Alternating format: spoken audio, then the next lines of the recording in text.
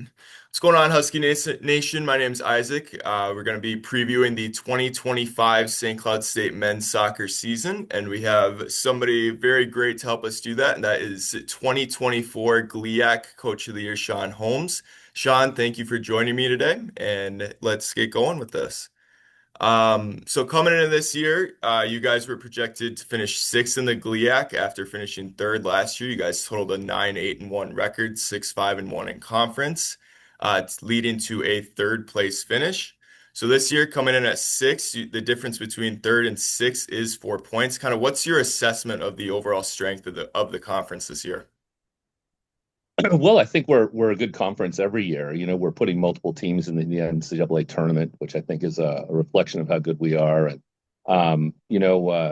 preseason rankings are speculative at best, and in the let's say the wide geography of the GLIAC, they're even more so because we don't know who each other's recruiting, right? We know who's returning for the most part, but it's not like we're all compressed in one state and recruiting over the same group of guys every week when other programs release their commitments on Instagram. I have no idea who any of these guys are, right? But the game is so international now.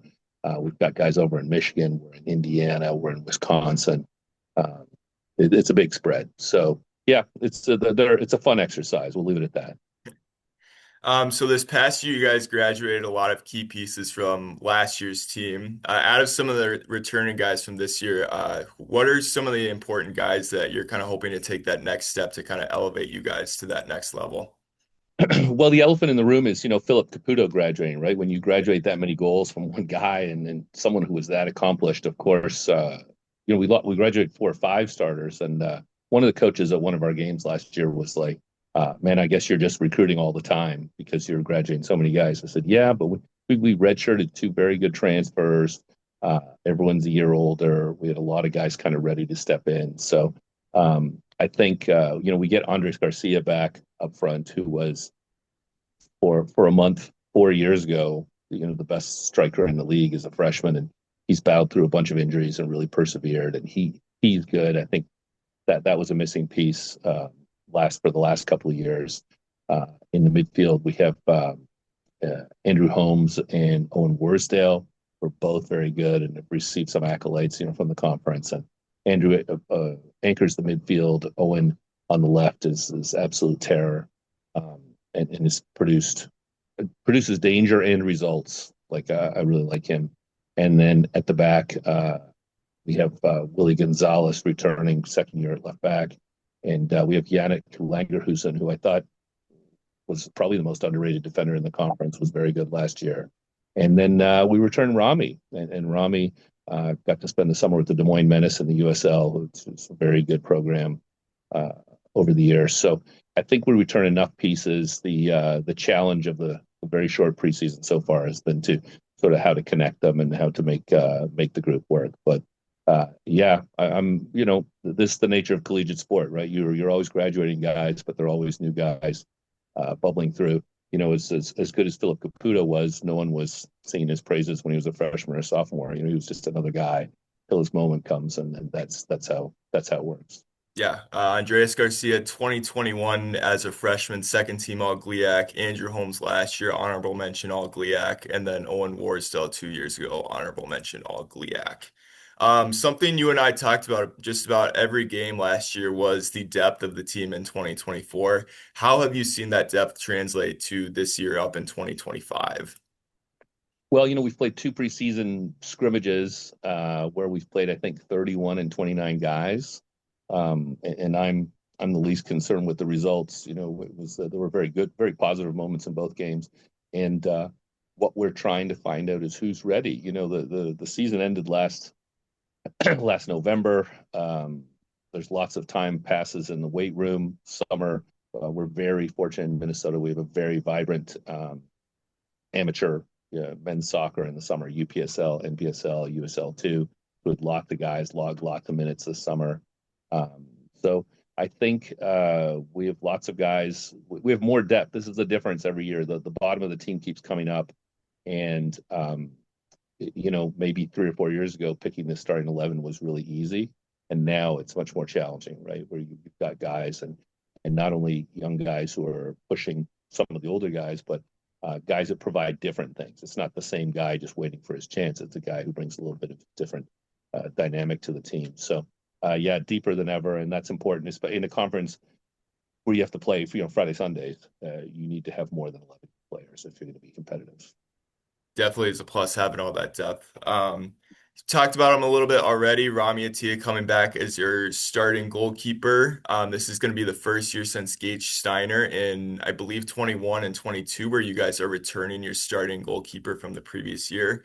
Just kind of talk about the importance of that cohesiveness for Rami back in goal for him, but then also for that backline defense as well.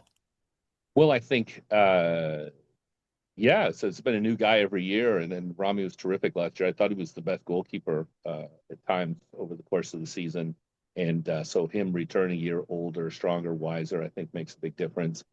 He's certainly a presence at the back, athletically, vocally, uh, just his leadership. He's one of our captains this year. Who's terrific. But I think what the bigger story is that everyone, we've had good goalkeeping, and it's a new guy every year, and this is the nature of collegiate athletics now, right? Fortunately or unfortunately, the transfer portal, and I'm probably getting ahead of myself, but it's new teams every year, new places, guys are transferring out. Uh, we found the junior college market really, really prosperous. We found some very good guys uh, across the country, playing JUCO who made a difference. And that difference now of coming in at 19 or 20 is not the same as being 18. One of our guys turned 18 in preseason last year, right? Like it's getting older and stronger, and it's certainly more international across the country at all levels of the game. Yeah, so Rami Attia last year, 62 saves, single season goals allowed average record of a program record of 1.53, three shutouts, 17 starts, 1,412 minutes, and then was named GLIAC Defensive Player of the Week 2 times last year. Yeah. You We're hoping those briefly, numbers come down, right? We hope he has less saves yes, because he's got less to do, and we hope the goals against average comes down because we're a little tougher. So yeah, he's looked very good in preseason so far. We played two scrimmages this week, and every keeper got 45 minutes, so we didn't get to see a lot of him, but he looks commanding, and I think that makes a difference when you're trying to build your team from the back out. So I'm optimistic. and still kind of keep getting those reps early in too as well, so you're more prepared kind of coming into the Absolutely. upper Iowa season opener. Briefly talked about it a little bit. The transfer portal kind of been a strong suit for you guys these past years. You mentioned the JUCO has been an area where you guys have kind of flourished with that. How has this year's class of new transfers fit into the current culture that you guys have developed here at St. Cloud State? Well, last year I think we brought in, I don't know how many transfer it was. This year it's three JUCO transfers who came in, this summer, and seven freshmen. We had a couple of guys, well, three or four guys come in at Christmas last year, and I think those guys that show up in January get the advantage that they're essentially returning players, right? They haven't been to Marquette, Michigan, they haven't been to Saginaw, Hammond, Indiana yet, but they've been with our guys, and uh, the team, the brotherhood, the camaraderie of the group is everything, right? And so in our preseason, we gave the boys this morning off. That's why I'm on my porch enjoying the kind of a cooler day today. Uh, the training time is important, right? You're on the field 2, 3, 4 hours a day, depending on the day. But it's the dorm time, it's the cookouts, it's the karaoke's at night, it's the guys scooping around as we have our team dinners every night, cookouts. That's what really builds the team, and I think so far those guys have integrated really well. And the freshmen are at orientation today. They just walk around sort of dazed and nervous a lot of the time. But the transfers, even though they're new, they've been to college already, right? They've been away from home. They've looked after themselves, and I think there's a difference. Being a couple of years older helps. But some of the freshmen have been tremendous so far. Yeah, so you guys played two preseason games so far. One on Tuesday against Western Iowa Tech Community College, and then one on Wednesday against Wisconsin Superior. What have been kind of your overarching takeaways from these two preseason games so far? Well, as I told you, we played a lot of guys, and not only did we play a lot of guys, but we played them in different positions. I think one of the things in soccer, this is not as we say, American football or baseball, where you're a lineman, you're a cornerback, you're a safety. Uh, in football, they often talk about that you move from left guard to left tackle, as if this is an enormous thing. What that means, but I've heard it. Uh, but for our guys, you get to college and where you play, where I played in college was not where I played all the way growing up. You've got to be adaptable, and that's kind of my biggest probably message to all young players are going through recruitment or at any age. Don't worry about positions. It's not dictated by body size for the most part. Understand that you can play a lot of places on the field, and so that's what some of the guys, especially the freshmen, have been learning. Like you can get minutes at different places on the field, and you got to be prepared to jump in and be a little bit uncomfortable. That's part of their growth.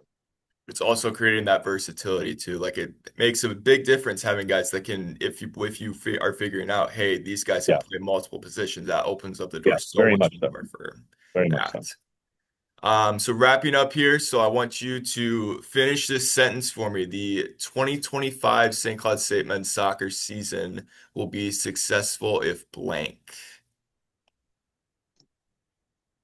Wow, we will be successful if we are resilient. There you go. I think the double weekends were the odd team out in the rotation. So we've got hard games every weekend, which is the nature of all conference play. And I think last year when Philip Caputo got hurt, it wasn't only losing a good player; it was more the psychological damage of like, what do we do now?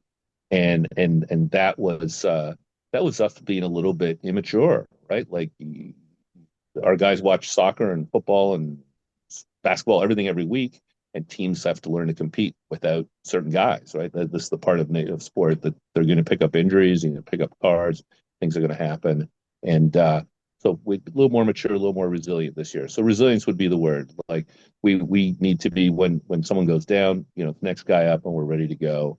And I think last year, to be fair, Philip was arguably one of the best guys in college soccer for 4 weeks in a row, right? And when he got whacked and went down for a week or so, we were stunned and a little bit, like a standing knockout, right? In Yeah. boxing, like, well, what's going on? And we need to be able to kind of rise above that. So that's the key, Word of the resilience. year, resilience. That's what we're rolling with. Okay, thank you, Sean, for taking this time out of your day. I'm super excited to get back going on September 4th with our home or season opener against Upper Iowa. So Yeah, we're yeah, ready. let's get it. Let's get going. So, all right, Thanks. thank you guys for tuning in. Go Huskies.